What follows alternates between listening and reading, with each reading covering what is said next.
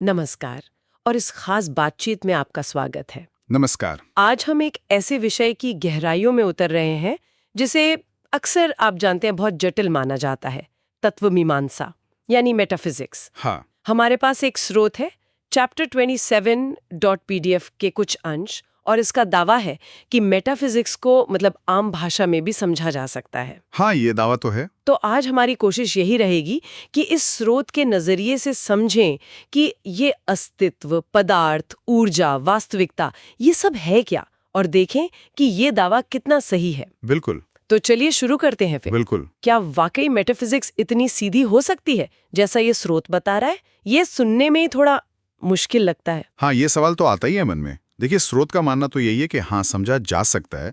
बस थोड़ी सी कह सकते हैं एकाग्रता और एक खुला नजरिया चाहिए।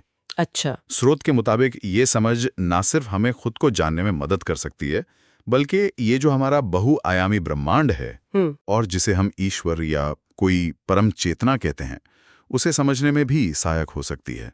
हाँ, कुछ बातें थोड़ी गहरी जरूर लग सकती हैं, पर उन्हें सरल बनाने की कोशिश की गई है इसमें। दिलचस्प। तो स्रोत हमें कहाँ से शुरू करने को कहता है? पहला कदम क्या है? स्रोत एक बहुत ही बुनियादी लेकिन चौंकाने वाली बात से शुरू करता है। वो कहता है कि जीवन किसी भी रूप में हो, वो पदार्थ यानी मैटर की तुलना में कहीं ज्यादा स्थान या स्पेस से बना है। सच में? मतलब जो चीजें हमें ठोस दिखती हैं उनमें भी ज्यादातर खाली जगह है? ये तो थोड़ा अजीब नहीं लगता? बिल्कुल लगता है, और शायद यही अजीब लगना ही इसकी कुंजी है।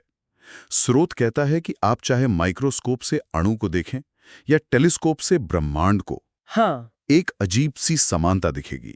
मतलब ब्रह्मांड और मान लीजिए रेत का एक कण, अगर उन्हें सही आवर्धन से देखा जाए तो वो मूल रूप से एक जैसे दिख सकते हैं। एक जैसे?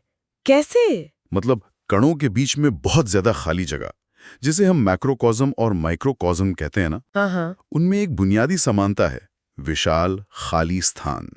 ठीक है, ये समानता सोचने वाली बात है, पर फिर सवाल ये है कि ये स्थान और पदार्थ जुड़े कैसे हैं?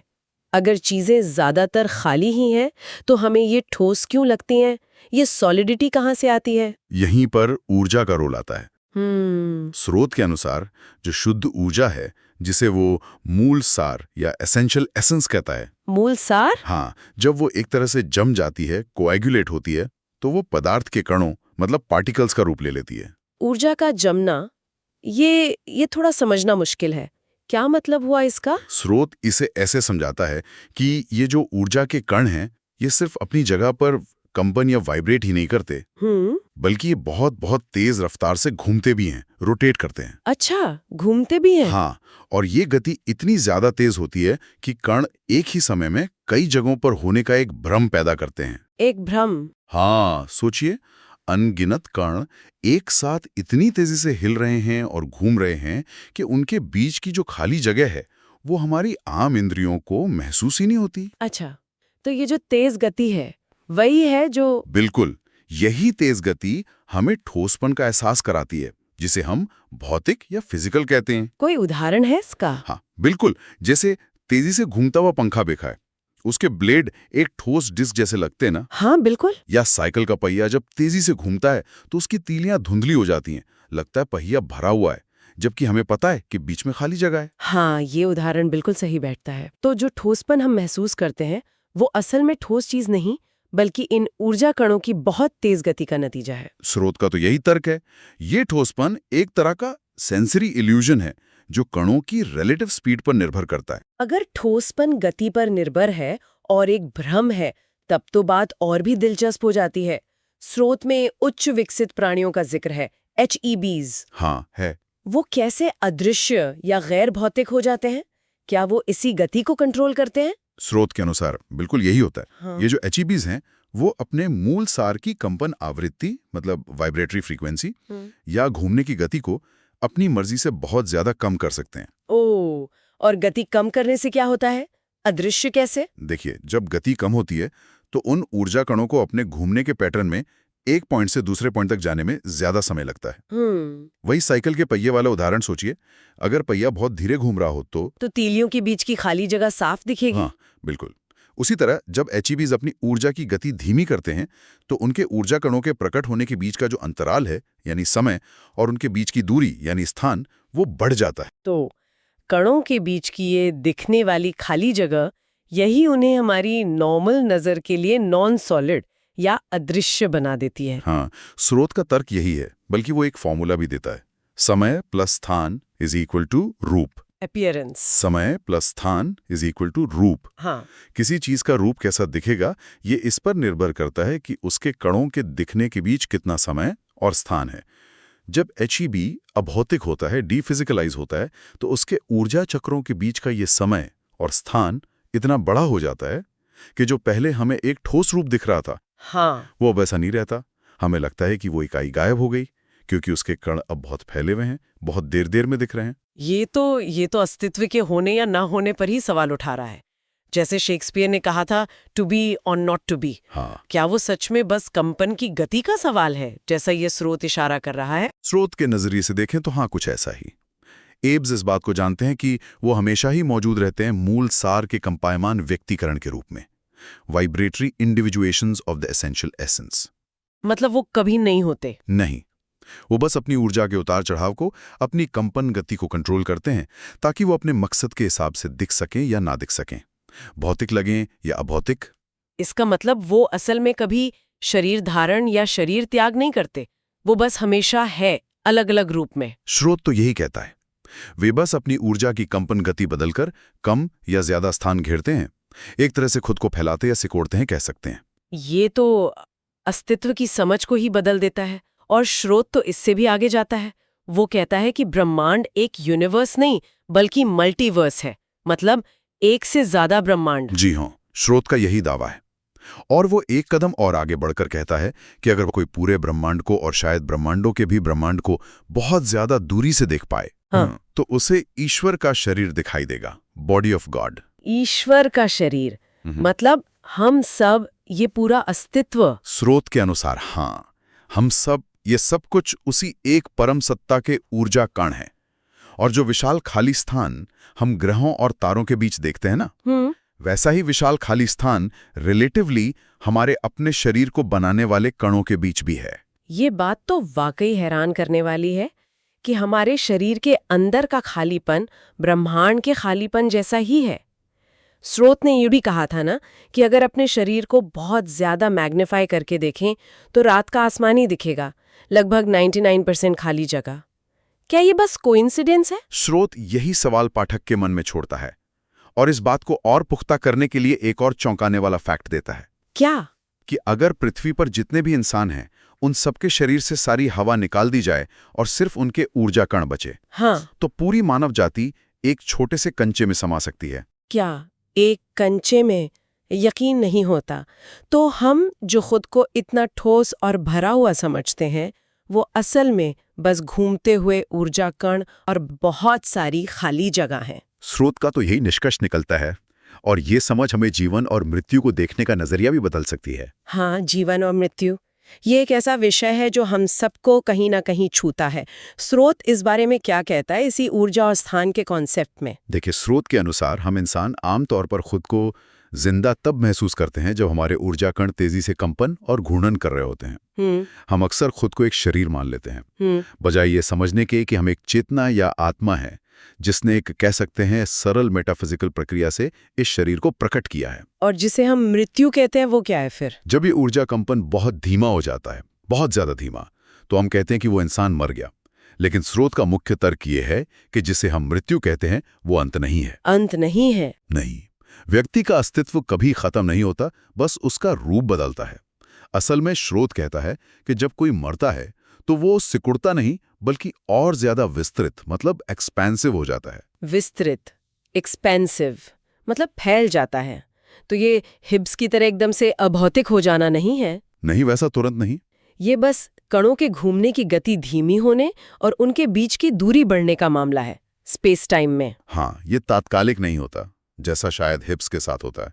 ये एक प्रक्रिया है जिसमें कणों की गति धीमी होती है और उनके बीच स्पेस टाइम में दूरी बढ़ती जाती है। ये विस्तार धीरे धीरे होता है, एक क्रमिक बदलाव है। लेकिन यहाँ एक प्रैक्टिकल सवाल है। जब किसी की मृत्यु होती है तो उसका फिजिकल शरीर तो हमारे सामने होता है, उसे हम दफनाते हैं या जलाते हैं। वो हिब्स की तरह गायब क्यों नहीं हो जाता? हाँ, ये बहुत जरूरी और स्वाभाविक सवाल है। स्रोत यहाँ एक बहुत महत्वपूर्ण सुधार या क्लैरिफिकेशन देता है। शरीर अपने मौजूदा भौतिक रूप में रहना बंद जरूर कर देता है, हाँ, लेकिन वो विघटित मतलब डिसिपेट या डिसइंटीग्रेट होकर नष्ट नहीं होता, बल्कि स्रोत कहता है वो पुनः एकीकृत होता है, रीइंटीग्रेट्स। पुनः एकीकृत, रीइंटीग्रेट। हाँ, इसका ठीक क्या मतलब हुआ? विघटित होने और पुनः एकीकृत होने में क्या फर्क है? विघटित होने का मतलब होगा बिखर कर खत्म हो जाना, नष्ट हो जाना।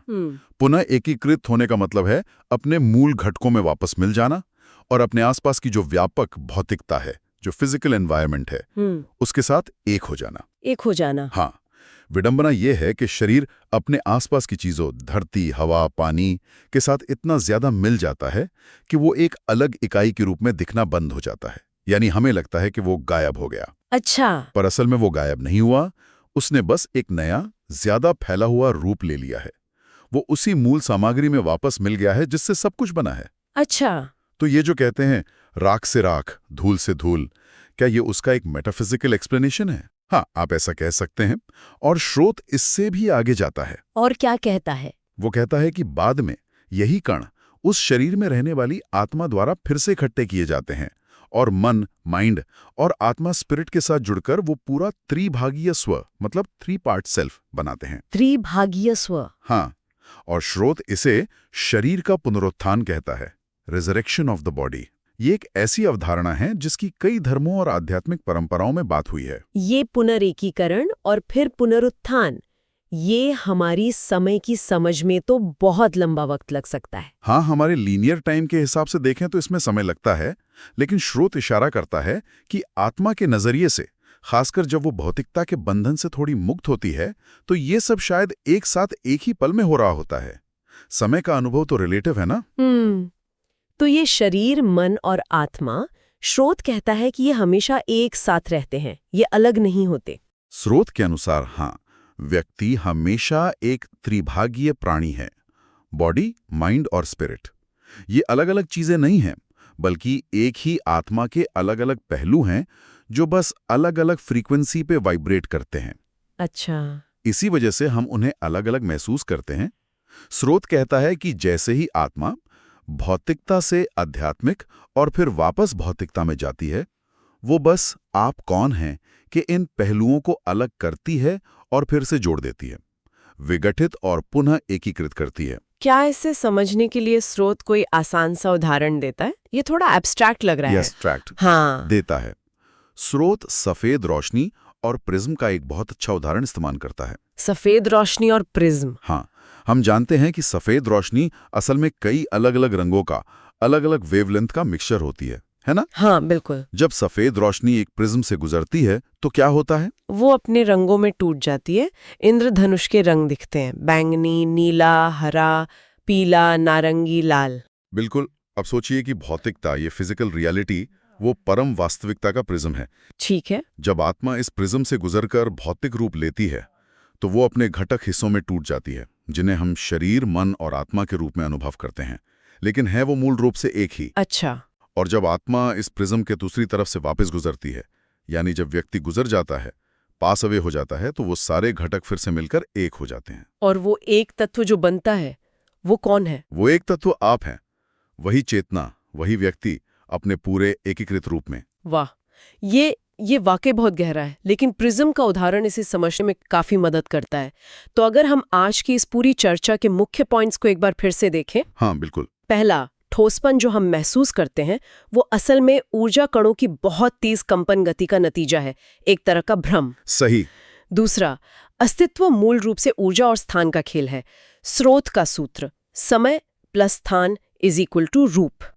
तीसरा, जो उच्च विकसित प्राणी हैं वो अपनी कंपन की गति बदलकर अपना रूप बदल सकते हैं, अदृश्य हो सकते हैं, पर वो हमेशा मौजूद रहते हैं। जी। चौथा, ब्रह्मांड शायद एक यूनिवर्स नहीं, मल्टीवर्स है, और हम सब उस परम सत्ता ईश्वर के ही ऊर्जा कण हैं, और हमारे अंदर भी ब्रह्मांड जैसा ही विशाल खाली स्थान है। बिल्कुल। पांचवा, मृत्यु अंत नहीं है, बल्कि रूप का बदलना और चेतना का विस्तार है। शरीर विघटित नहीं होता, बल्कि पुनः एकीकृत होता है और आत्मा, मन, शरीर हमेशा एक साथ रहते हैं, एक त्रिभागीय इकाई के रूप में। हाँ। और आखिर में आत्मा, मन और शरीर एक ही अविभाज्य इकाई के पहलू हैं, जो भौतिकता के प्रिज्म से गुजरते हुए हमें अलग अलग दिखते हैं। सही सारांश है। तो स्रोत के उस शुरुआती सवाल पर वापस आते हैं, क्या इसे आम भाषा में समझा जा सका? लगता है स्रोत ने अपनी बात रखने की अच्छी कोशिश की है और काफी हद तक ये मुमकिन हुआ भी है। क्या कहते हैं? निश्चय, ये एक अलग नजरिया तो जरूर पेश करता है, और ये सब जानने के बाद शायद एक आखिरी विचार हमारे मन में आ सकता है। क्या? जो स्रोत की बातों पर ही आधारित है, पर जिस पर हमने सीधे तौर पर बात नहीं की। अगर हम सच में खुद को सिर्फ एक फिजिकल बॉडी ना मानकर ऊर्जा के एक कंपायमान क्षेत्र के रूप में, एक वाइब्रेटिंग फील्ड ऑफ एनर्जी के रूप में देखना शुरू करें, तो क्या इससे हमारे जीवन के अनुभव, हमारी क्षमताएं, दुनिया के साथ हमारे रिश्ते, क्या ये सब बदल सकते हैं? अगर हमारा रूप सिर्फ समय और स्थान के इस खेल का नतीजा है, तो हमारी धारणा की, हमारे परसेप्शन की असली सीमाएं क्या हैं? ये सोचने वाली बात है। वाकई ये एक बहुत गहरा सवाल है, जो हमें अपने होने के मतलब पर और सोचने के लिए छोड़ जाता है। इस तत्वमीमांसीय सफर में हमारे साथ रहने के लिए धन्यवाद। धन्यवाद।